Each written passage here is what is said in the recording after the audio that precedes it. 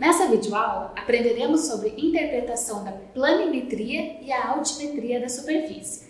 Lembre que a planimetria ela é bidimensional com o eixo x e y, enquanto a altimetria ela é tridimensional porque insere o eixo z, que se refere à altura ou desnível de um determinado ponto. Aprenderemos sobre os conceitos das diferentes representações. No caso da altimetria, por exemplo, os métodos que mais são utilizados são os pontos cotados, perfil e curva de nível. Por fim, abordaremos sobre o MNT, que é o modelo numérico do terreno. Bons estudos!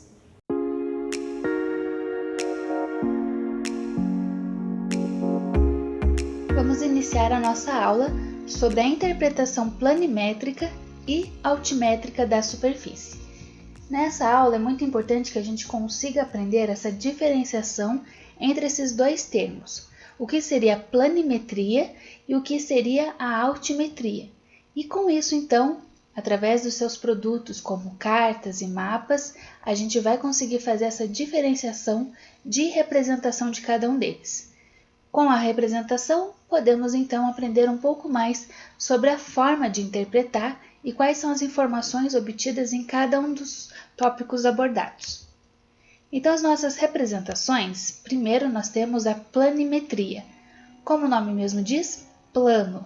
Ele está então relacionado a uma representação bidimensional da posição dos pontos no plano da carta. Essa representação então é no eixo x e y.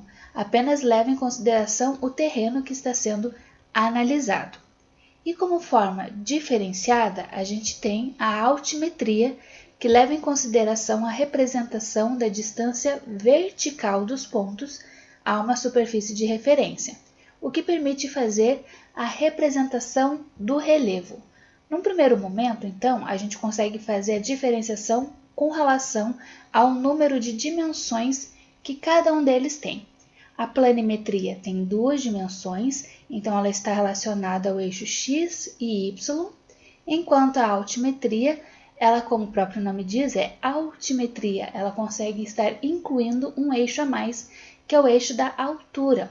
Dentro da nossa representação, então, seria o eixo x, y e z, tridimensional. Suas representações, então, na planimetria, é como vocês podem ver nessa primeira figura. Ela está então representando, por exemplo, um terreno, onde a gente pode estar colocando em azul as partes que representam um recurso hídrico, em verde partes da mata e vegetação, e depois então em rosa é a área em destaque. Nesse caso em específico, ele está representando um galpão, então a gente consegue ver também dentro dessa planimetria qual que é as delimitações desse terreno, o que nós temos então de estradas ao derredor, então eles também estão representados nessas formas, como vocês podem ver aqui, temos as rodovias ao derredor. Em verde nós temos as partes de vegetação e também, como a gente pode ver, em azul um pequeno pontinho representa um curso hídrico, seja um poço, um lago ou um rio. Ele está então nessa representação que a gente chama do eixo x e y, então é algo plano. Agora, a nossa próxima forma de representação é a altimetria, que, como comentei, se refere também à inserção de um terceiro eixo relacionado à altura, e é por causa disso que ela é usada para representar relevos. Então, diferente desse mesmo terreno, aqui a gente vê, por exemplo, curvas de níveis, onde cada uma dessas linhas representa uma determinada altura. Então, por exemplo, 95 metros a gente vai ter essa curva fechada, depois numa curva mais distante 96 metros, depois 97. Então, quando a gente faz a representação desse terreno, verifique-se onde eu tenho 97 metros, por exemplo, e liga-se esses pontos formando essas linhas. Cada linha, então, representa uma altura em específico. As alturas, então, são um conjunto dessas curvas de níveis representadas, o que facilita, então, a sua representação. Podemos ver que, nesse caso, existe a possibilidade de ver a altura de cada um deles, então ter uma projeção do relevo que eu tenho no meio, e também Note que nesse ponto a gente consegue ver um pontinho aqui em azul, também representando o nosso corpo hídrico. Diferente da planimetria, que era para representar o galpão, agora a gente leva em consideração as alturas do relevo. Então, quais são os pontos mais altos de montanhas, quais são os pontos mais baixos de vales, e assim a gente consegue ver se o terreno ele é plano ou se ele é um pouco mais acimentado, ou seja, que ele tem então algumas declividades. A planimetria e a altimetria ainda podem ser definidas da seguinte forma: a planimetria possui uma forma de representação gráfica perfeita, que é a planta, que é uma projeção horizontal. Nela, os ângulos aparecem com a sua verdadeira abertura e as distâncias são exatas. Naturalmente, são reduzidas pela escala do desenho. A gente não vai conseguir fazer um mapa do tamanho real do terreno. A gente faz então a representação dele em uma escala menor, porém as distâncias, os ângulos, eles são verdadeiramente dentro dos padrões relacionados com o que é visto tanto na teoria quanto na prática. Então, o que eu tenho no dia a dia, eu consigo colocar ele no mapa com a sua representação, apenas fazendo uma alteração na sua escala, mas as aberturas e ângulos e distâncias são totalmente verdadeiras, corresponde ao real. Já a altimetria só conta com a representação, mas o perfil só representa a altimetria de uma linha, ou seja, reta, curva ou quebrada, mas não é uma área, que é o que a gente viu na figura anterior. Na outra a gente conseguia fazer a delimitação correta do galpão. Agora, na sua representação da altimetria, eu apenas tinha as linhas e essas linhas então representavam cada uma delas alturas diferentes. Podem estar relacionadas como retas, como curvas ou quebradas.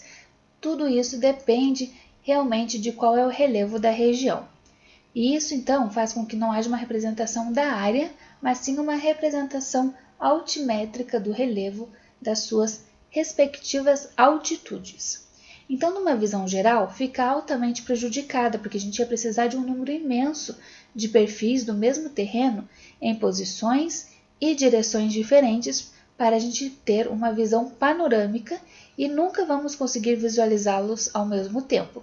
Enquanto a outra representação eu consigo ver o galpão rapidamente, nessa já não, eu vou precisar de muito mais informação para poder então estar complementando meu conhecimento, por exemplo, a respeito de quais são as alturas que aquele determinado galpão estava representado. Outro ponto muito importante é a gente conseguir fazer a diferenciação sobre o que significa altitude e cota. Muitas vezes, dentro de uma obra, numa construção civil, dentro da engenharia, a gente escuta o termo cota, mas ele é diferente da altitude. Então, a gente vai aprender cada uma delas.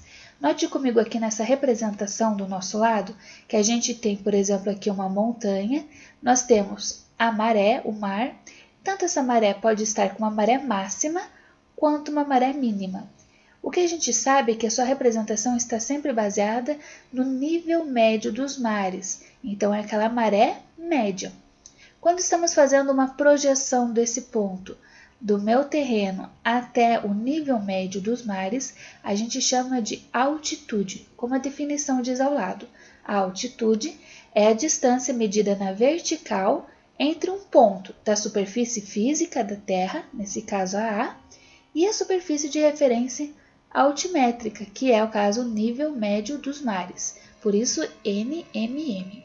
Então, de A a C, eu tenho então a sua real altitude, é a superfície do terreno até o nível médio dos mares. A outra definição é a cota. A cota ela se refere à distância medida ao longo da vertical de um ponto até um plano de referência arbitrário. Então, eu posso escolher um determinado ponto onde eu vou estar me baseando, seja o nível da rua, seja o nível de algum outro imóvel. Então, eu tenho um ponto arbitrário, que ou seja, é da minha escolha, que nesse caso aqui seria o B. Então, de A até B, eu tenho uma distância que a gente chama de cota. Então, a altitude é aquela que leva até em consideração da superfície até o nível médio dos mares, e a cota é o ponto da superfície, distando até um determinado ponto arbitrário. Essa é a diferença, então, entre as duas, altitudes e cotas. A altitude ortométrica é aquela distância que é medida na vertical entre um ponto da superfície e a superfície de referência altimétrica, que é o nível médio dos mares. A altitude normal que a gente acabou de ver. Mas também a gente pode estar utilizando a altitude geométrica ou elipsoidal, que se refere, então, como o próprio nome diz, à distância da superfície entre esse ponto até a elipsoide, que seria aquela normal, é uma linha reta perpendicular à superfície de um elipsoide de referência.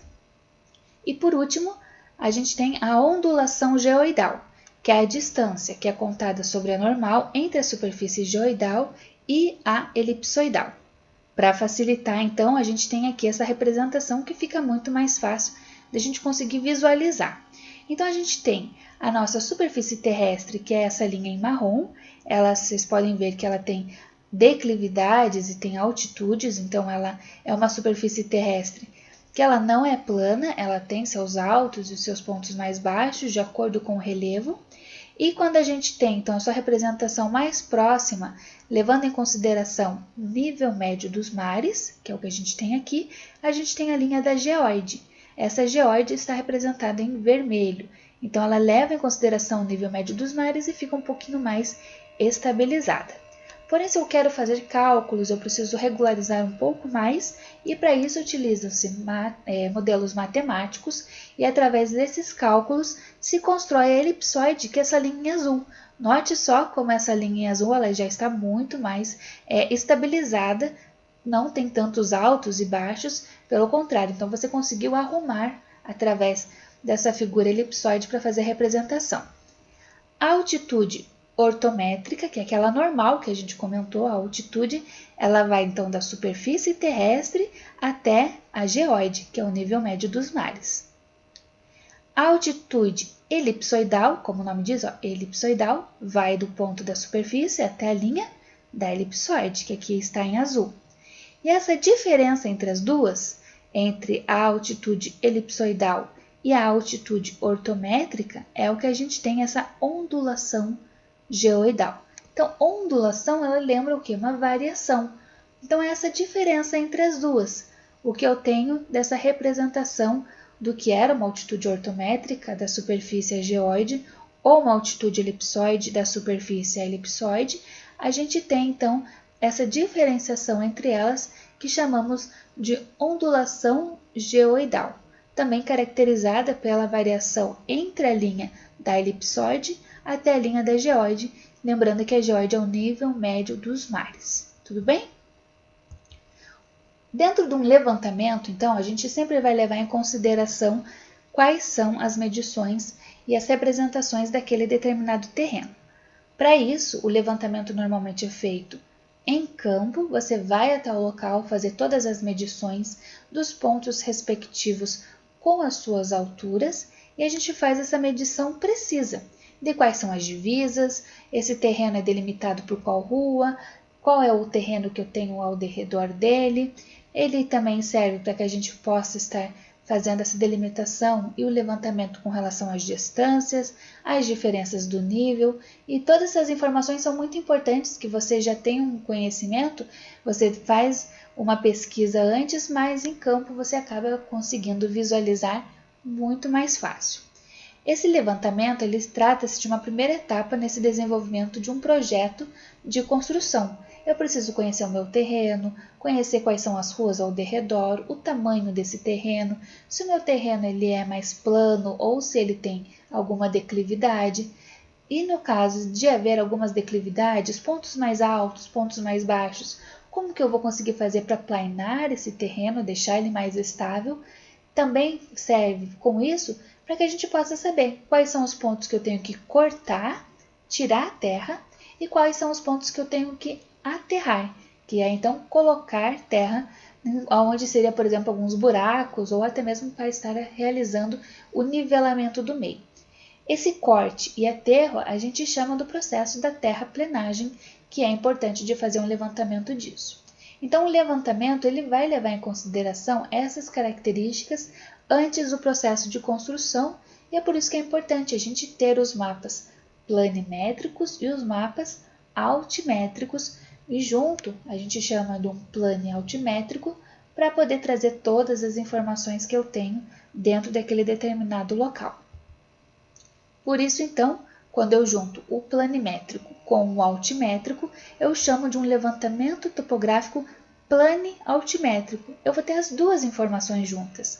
Notem que pelo plani-altimétrico a gente tem a delimitação do seu terreno, então consegue delimitar certinho qual é o tamanho dele, até onde ele vai, onde eu tenho representações de cursos hídricos ou de vegetação, mas além disso, pela parte altimétrica, eu tenho essas curvas de níveis me indicando quais são os pontos mais altos e mais baixos do terreno.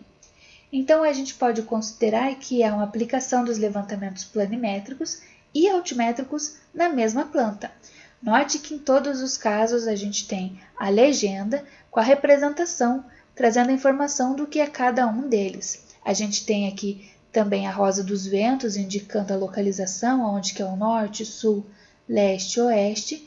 E é importante trazer todos aqueles aspectos também relacionados de quem o fez esse arquivo. Então, título, é importante que coloque sua diferenciação por cores, qual que é o nome do projeto, qual é a escala utilizada. Isso é muito importante para a gente que consiga, então, verificar aquele mapa e também trazer ao máximo de uma representabilidade de qual é a sua real interpretação, comparando o seu desenho com o real.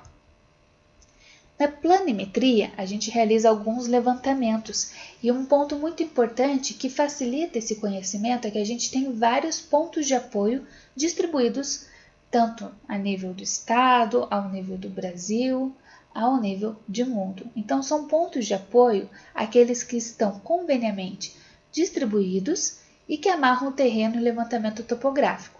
Por isso, ele normalmente é materializado, seja por estacas, piquetes, marcos de concreto, pinos de metal, tinta, depende da sua importância e também o quanto tempo que eu quero que ele fique permanente. Então, se eu vou realizar um determinado marco em concreto, às vezes em obelisco, indicando onde que é o marco zero daquele determinado ponto, a gente pode estar utilizando referenciais assim, então, com os marcos de concreto que vão durar muito mais tempo. Agora, se eu apenas vou fazer uma análise, eu posso marcar esse ponto com tinta. Depois que eu fizer esse levantamento, ele vai poder ser apagado e não vai ser usufruído para um outro trabalho, porque ele era apenas correspondente ao trabalho que eu estava fazendo no momento. Agora, se eu quero fazer uma representação maior, eu posso colocar, então, pinos de metal, placas de metal e até mesmo fazer alguns marcos de concreto. Esses pontos, eles delimitam corretamente qual é a localização. Então, lembra lá, planimetria é o eixo X e o Y. Então, ele vai estar indicando qual que é, então, essas distâncias coordenadas desse ponto em questão. De acordo com o IBGE, que a gente tem lá, que ele é o Instituto Brasileiro de Geografia e Estatística, a representação planimétrica ela é realizada através de símbolos que ampliam os objetos correspondentes. Em compensação, a minha representação altimétrica é realizada através de curvas de nível, cuja equidistância apresenta uma ideia geral do relevo. De maneira geral, são usadas cores hipossométricas. Dentro da planimetria, então, bidimensional, eixo X e Y, devo levar em consideração alguns aspectos. Primeiro, os elementos de dimensão razoável, que seriam claramente superior ao limite de percepção visual, eles são representados pelo seu contorno. Então, eu consigo contornar uma rua, uma rodovia, contornar o terreno, fica então nessa dimensão razoável. Quando eu tenho algum elemento que ele tem uma dimensão diminuta, ou seja, pequena, eles são representados por sinais convencionais. Então, se eu só tenho uma árvorezinha, eu só tenho um determinado ponto, eu posso fazer um X, uma cruzinha ou um círculo, porque ele tem uma dimensão menor, mas você assim pode utilizar essa convenção. Áreas que possuem agora uma dimensão razoável e uma ocupação bem definida, elas são representadas pelos contornos e a representação é frequentemente completada com um preenchimento convencional. Então, a gente preenche esse contorno. E todas as convenções usadas devem constar na legenda do seu mapa. Então, se eu estou falando a respeito de determinadas árvores e eu quiser fazer um desenho como se fosse uma florzinha no meu mapa, na minha legenda essa florzinha deve estar escrita lá, indicando tal florzinha com tal cor significa tal árvore, por exemplo. Então, todas as representações têm que estar na legenda, para que a gente saiba o que significa aquele X, um círculo, uma bolinha preenchida ou não, para facilitar essa interpretação de quem está vendo o seu mapa. Já agora, mudando de assunto, levando agora em consideração a representação da altimetria, que leva em consideração a altitude relacionada a eixos x, y e z, então tridimensionais, a gente tem que, nesse caso, a altimetria dos objetos eles são representados em cartas impressas, usando várias técnicas, mas as principais são as técnicas de curvas batimétricas e cores ipsométricas. Então, a nossa finalidade da representação é registrar e também permitir visualizar como que é a forma da superfície terrestre naquele ponto. A gente consegue trazer maior precisão das cotas altimétricas e dos pontos de interesse. Então, estou comentando com vocês que cada uma dessas linhas representa uma altitude. Então, aqui, por exemplo, se essa linha representar 80 metros, ao longo dessa linha, todos os pontos, se eu for medido, significa que o relevo tem uma altitude de 80 metros. Então, se eu vim aqui, tem 80 metros, aqui 80 metros, aqui 80 metros, aqui também 80 metros. Se eu levasse em consideração que a próxima linha ela representa 90, qualquer ponto desses onde eu estou passando agora com o marcador significa que eu tenho 90 metros. E assim sucessivamente posso estar aumentando a minha dimensão. Então, se eu tenho um ponto mais baixo, ele vai aumentando a altitude, significa que ele vai subindo um topo de uma montanha. Mas se for o contrário, se a gente tem na parte externa aqui uma determinada altitude, que ela é mais alta e ela vai diminuindo, ela vai ficando baixinha, significa que eu estou entrando numa área de vale, ou seja, não é montanha, não está crescendo, nesse caso ela pode estar diminuindo. Então, as curvas de níveis elas têm que ser verificadas com relação a qual que é a altitude de cada uma das linhas antes de você falar que ela é uma montanha, porque também pode estar representando um vale. Nossos principais métodos para representar a altimetria são pontos cotados, perfil e curvas de nível. E a sua aplicação são as mais variadas, desde a construção de perfis, estudo do relevo, locação das rampas e serviços de obras da terraplenagem, que a gente tinha comentado agora há pouquinho, que é para saber aonde eu tenho que cortar, aonde que eu tenho que aterrar, então colocando ou tirando terra para que o terreno fique mais plano. Então, dentro da nossa representação da altimetria, quais são as formas? O primeiro lá, pontos cotados. Então, vocês podem ver que são pontinhos marcando aqui essa delimitação. Elas são importantes para indicar, por exemplo, o meio da rua, esquina, para fazer essa representação. Muito importante quando a gente faz obras de drenagem, obras onde a gente quer inserir as canalizações de esgotamento sanitário ou de distribuição de água potável. Então, toda essa parte de saneamento é importante que a gente saiba por onde que vão vir as canalizações e por isso que tem essas representações por pontos cotados, também indicando qual que é a altura de cada um desses pontos em específico. Nossa outra representação, curvas de nível, que é essas que vocês podem ver aqui embaixo. Então, de acordo com que se eu tenho uma montanha aqui em cima, essa parte ela é representada aqui, então, nessa forma de curva de nível, onde a altitude aqui no centro vai ser maior do que essas que estão ao derredor circulando dela. Nossa outra representação é o perfil transversal. O perfil transversal ele provém então aqui que facilita para a gente ver onde que estão as montanhas e que a gente pode fazer essa representação em curva de nível aqui abaixo. Note que eu tenho dois picos aqui que representam esses dois picos das montanhas, então desse meu perfil. Então o perfil pode ser transformado em curva de nível e a curva de nível também pode ser transformada em perfil, isso que é bacana deles. Os pontos cotados são as projeções dos pontos no terreno, tem representado ao seu lado as suas cotas e altitudes, então pode ver, tem os pontos, mas tem aqui qual que é a cota ou qual é a sua altitude, que a gente viu no comecinho essa diferenciação entre as duas. Se eu levo em consideração um ponto arbitrário, cota. Se eu levo em consideração o nível médio dos mares, que é o geóide, altitude. Normalmente, os pontos cotados, eles são empregados em cruzamentos de vias e picos de morro. Como vocês podem ver aqui, nesse cruzamento também ele está delimitado. O outro é o perfil transversal, que vocês podem ver aqui então nesse gráfico. Ele vai mostrando qual que são as altitudes ao redor desse terreno. São cortes verticais do terreno ao longo de uma determinada linha. A gente tem que um perfil transversal ele é obtido através da interseção de um plano vertical com o terreno. Tem uma utilidade muito grande na engenharia, principalmente para fazer o traçado das estradas. Então a gente consegue ver como que deve ser a estrada dentro de um terreno desse e como que a gente vai buscar melhorar. E a última forma de representação da altimetria é a curva de nível, que vocês podem ver aqui nessa parte de baixo. São definidas como linhas que se unem onde temos pontos de mesma cota ou altitude. Então, aquilo que eu comentei, isso aqui, por exemplo, da letra A, né, que a gente tem de A a I, nessa curva aqui, mais externa, se ela representar, então, por exemplo, igual diz aqui, 51, todos esses pontos aonde o pontinho vermelho está girando, que é ao redor dessa curva, ele é 51. Depois, mais para dentro, 52, 53, 54 e assim sucessivamente. A curva de nível é uma forma tradicional para a representação do relevo, pode ser definida como linhas que unem pontos com a mesma cota ou altitude. E a declividade é a relação entre a distância vertical e horizontal de um ponto do terreno.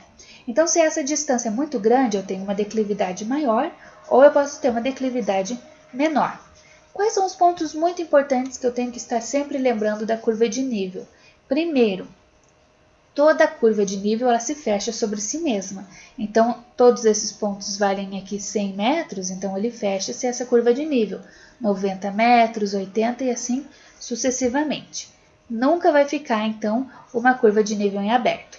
Duas curvas entre si, elas não se cruzam, porque essa representa 100, essa outra aqui representa 90, a próxima representa 80, então ela nunca vai se cruzar. Outro ponto importante, uma curva de nível não pode se bifurcar, ela segue constante dentro daquela curva próxima. Os terrenos planos apresentam curvas de nível mais espaçadas, então eu tenho uma distância entre elas, anote aqui, 70, 60, 50, estão muito mais espaçadas entre elas do que aqui entre o 100 e o 90. O 100 e o 90 está mais juntinho do que o 60 e o 50 que está mais espaçado. Significa que aqui de 100 a 90 tem uma declividade maior, é o pico da montanha, enquanto aqui de 60 a 50 já é o final da montanha, então a gente consegue ver que ela já está então mais espaçada, o terreno nesse caso aqui está mais plano, não tão íngreme como aqui quando as linhas ficam mais juntinhas. E em terrenos acidentados, as curvas de nível ficam mais próximas uma das outras, que é o que a gente comentou. Então aqui terrenos acidentados, íngremes, e quando estão mais longe essas linhas uma da outra, note que de 50 para 40, uma distância ainda maior, mais plano é esse terreno aqui em questão. As curvas de nível são importantes também porque o seu uso é recomendado em áreas de grandes escalas para as áreas pequenas, já que o seu nível de detalhamento ele é menor. Então, note aqui, a gente tem o pico da montanha, falando que todo esse ponto equivale a 160, vocês podem ver aqui, toda a primeira linha 160, depois a outra curva de nível aqui, todos os pontos valem 140 metros, 120, 100, 80, 60, 40, até chegar lá, então, a próxima aqui, 20. Nesse caso em específico, ele foi variando de 20 em 20. Existem casos que varia de 10 em 10, de 5 em 5, por isso que tem que fazer uma interpretação olhando bem o que cada curva de nível está te representando. Nesse caso aqui em específico, a de dentro ela é maior e a de baixo as alturas são menores. Começou com 160 e foi indo lá para baixo até chegar no 20. Significa que aqui no alto eu tenho uma montanha que ela vai então caindo. Se fosse uma visão contrária, então, se fosse aqui no lado de fora maior e aqui fosse ficando cada vez menorzinha, aí seria um vale. Mas nesse caso em específico, a gente pode mostrar que ela é uma montanha. Aqui a gente tem também uma representação das curvas de nível, como eles vão para o mapa. Note aqui que os pontinhos mais próximos entre si significam esses pontos da montanha, Então, ó, um ponto da montanha aqui, um daqui, estão representados esses 3 pontos aqui. E aqui a gente também tem uma representação que quando ele vai, então, tendo uma declividade, que a gente vai tendo uma queda dessa curva de nível, até encontrar um corpo hídrico. Então, é interessante ver esse espaçamento entre eles. Pontos, então, curvas de níveis que estão mais próximas, significa que aqui meu terreno é mais íngreme. E aqui começa a ficar o quê? Mais afastado. Significa que realmente eu tenho aqui um terreno mais plano. Essa é, então, diferenciação entre as formas de representação deles. Também a gente pode ver aqui nessas formas, como antes eles faziam, por exemplo, cultivo de culturas diferentes. Então, uma era para soja, o outro para milho, e assim ia fazendo a plantação em diferentes níveis. Também é importante até mesmo para garantir a qualidade do solo, deixando ele fértil. Então, essa representação também é importante para isso. Os tipos de curva de nível, a gente pode verificar se ele tem, olha só, um pico apenas, então ele só tem um ponto central.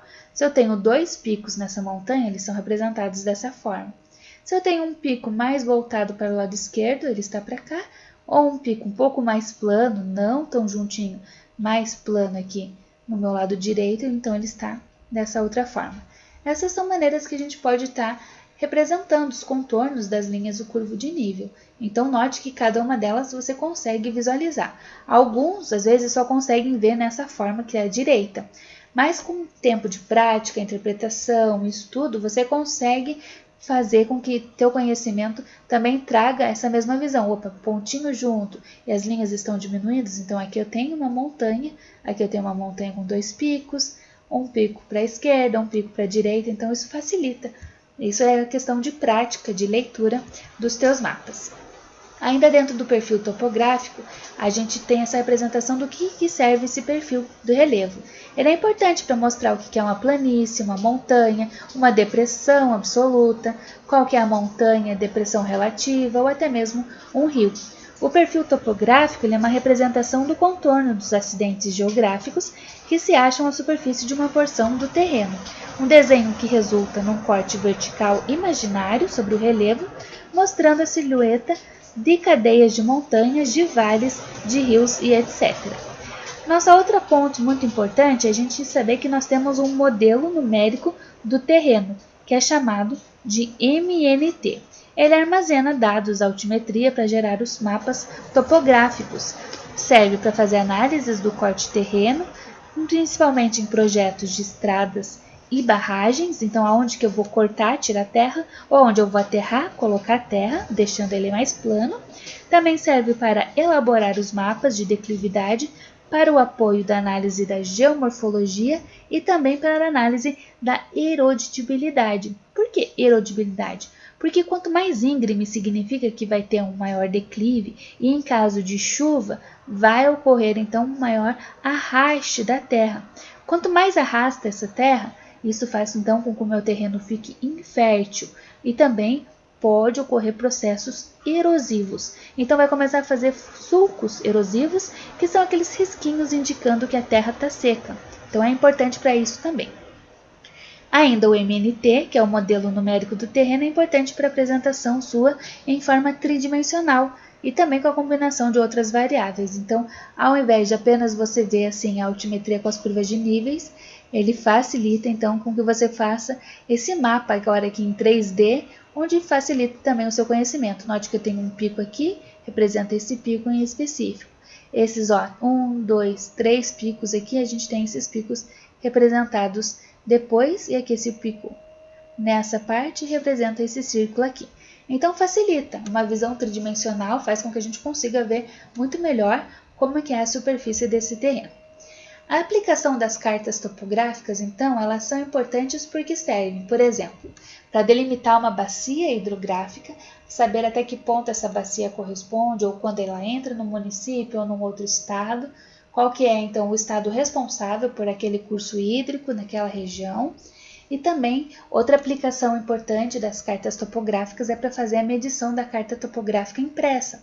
Uma distância em linha reta, distâncias em linhas irregulares e também para a gente poder fazer o cálculo de áreas. Então eu trouxe para vocês aqui os elementos, por exemplo, de como que é uma bacia hidrográfica. Ela tem logo no início a sua nascente, então onde ela começa, Depois a gente tem os seus afluentes, que é para onde essas águas vão indo em diversas fontes. Temos o leito principal e depois o seu encontro lá embaixo com o lençol freático.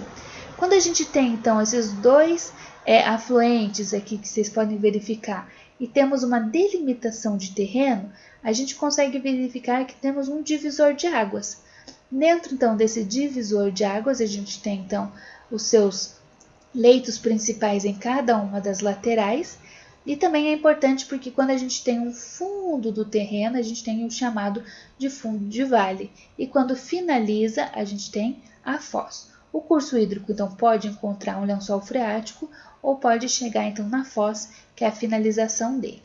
Nessa outra figura aqui, a gente tem a representação também do rio.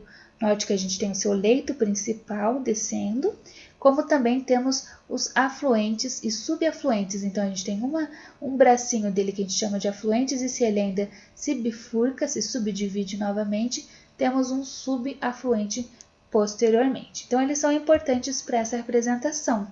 Quando a gente tem essa delimitação da nossa bacia hidrográfica e do relevo, a gente consegue indicar, por exemplo, em eventos pluviométricos, que seriam eventos de chuva, para onde que vai esse escoamento, para onde que a água vai escorrer. Então, a gente sabe que aqui a gente tem um pico da montanha de 50 e para baixo que ela vai caindo. Anote que aqui é de 1 em 1. Então, ele está aqui 50, aqui é 49, 48, 47, 46, 45. Ela está representada aqui com uma linha um pouquinho mais forte, mas olha só, a outra era de 20 em 20, a separação pode ser de 10 em 10. Esse aqui é de 1 em 1. Então, a altura é 50, a altura é 49, 48, 47, 46, 45, tá diminuindo. Dentro do meu divisor aqui, a gente também tem o outro lado da montanha, ó. 50, 49, 48, 47, 46, 45. Então, a água sempre vai vindo um ponto mais alto e vai cair para o ponto mais baixo. Por isso que o meu sinal de escoamento, ele tá aqui, ó, fazendo essa representação para baixo. Ele estava vindo de um ponto mais alto e descendo. E da mesma forma vai acontecer do outro lado. Eu tenho, então, aqui meu ponto mais íngreme, mais alto, a água vai escoar lá para baixo. Então, essas setas, elas servem para a gente fazer a representação para onde que vai escoar determinada água vinda de uma chuva, por exemplo, ou até mesmo onde que vai ser uma tendência, onde estará um rio, quando querem se fazer determinadas pesquisas assim. Um ponto importante que a gente comentou é que se acontecer nessa questão que a gente tem um pico grande e depois essas linhas vão diminuindo, significa então que eu tenho uma altitude maior no centro que vai reduzindo. Então, eu tenho nesse caso uma montanha. A gente vê que ela está diminuindo ao longo do tempo. A gente chama isso daqui de depressão, ela está caindo. Agora, se for o contrário, se for bem grande ao derredor e depois ele vai ficando cada vez menor na parte centralizada, significa que a altitude era grande, mas ele está afundando. Então, está virando um buraco. Nesse caso, a gente fala da elevação, ela foi aumentando, certo? Então, a gente pode ver que elevação a gente tem quando tem um crescimento para a montanha e a depressão quando então ela vai caindo, quando a gente vê essa redução.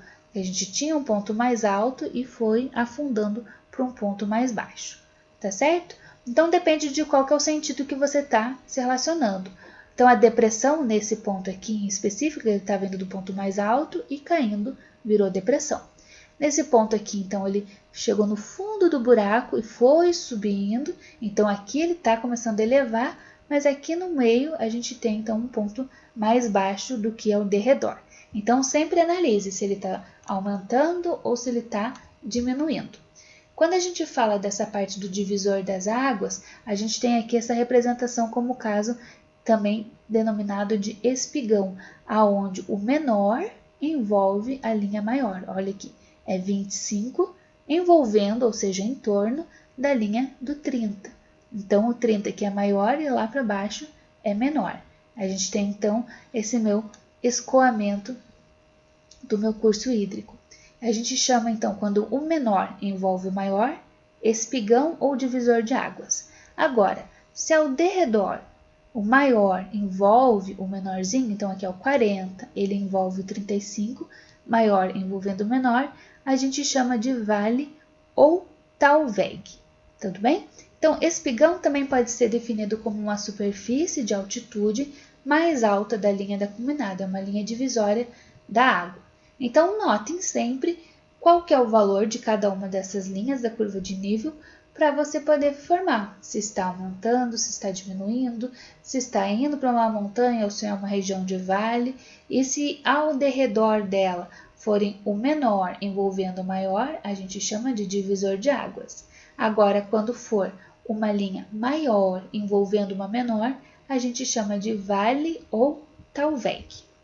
Aqui a gente tem algumas das referências que foram utilizadas. Além disso, no AVA está disponível para vocês o material impresso, livros que vocês podem estar se aprofundando um pouco mais nos assuntos. Então, caso vocês tenham algumas dúvidas com relação aos assuntos, vocês podem recorrer a esses materiais. Também estamos disponíveis para tirar qualquer dúvida que vocês tenham. Então, nessa aula, um dos pontos mais importantes é conseguir fazer essa diferenciação da planimetria e da altimetria, sabendo que eles podem trabalhar juntos e isso facilita a sua visualização nos mapas, que a gente chama de plano altimétrico, e também dentro da altimetria a gente tem essa divisão entre pontos cotados, curvas de nível e perfil transversal, e a curva de nível ela é a mais utilizada. Por isso que a gente deu tanta ênfase nesse conhecimento de saber, então, quais são as características da curva de nível. Que ela sempre se fecha entre si, que ela não bifurca, que ela também acaba acontecendo de que não encosta uma na outra, que quanto mais próxima significa que é mais íngreme e quanto mais espaçado entre elas significa que o meu terreno é mais amplo. Notem que, independente do desenho ser parecidinho, cada linha pode representar uma altitude diferente, que pode vir tanto do maior para o menor, quanto do menor para o maior. Então, a gente tem que ter essa representação, conseguindo então diferenciar se eu tenho áreas de depressão ou se eu tenho áreas de elevação. As curvas de nível são importantes, por fim, para que a gente consiga indicar também o escoamento, em caso de chuva, para onde que vai escoar a água. Tudo bem? Então, em caso de qualquer dúvida, a gente fica à disposição, sigam estudando e desejo a todos bons estudos. Muito obrigada a todos vocês! Nessa aula, aprendemos sobre a diferença entre a planimetria e a altimetria. Para facilitar, lembre que a altimetria lembra de altura, então ela inclui o eixo Z dentro daquele aspecto então tridimensional, o eixo X, Y e Z para a medição então de desníveis num ponto. Aprendemos sobre as fontes de monitoramento, como o MNT, e com isso eu indico que vocês leiam o texto base, porque ele traz um conteúdo complementar que vai facilitar a resposta para os questionários e também melhorar o seu entendimento sobre os assuntos que foram abordados.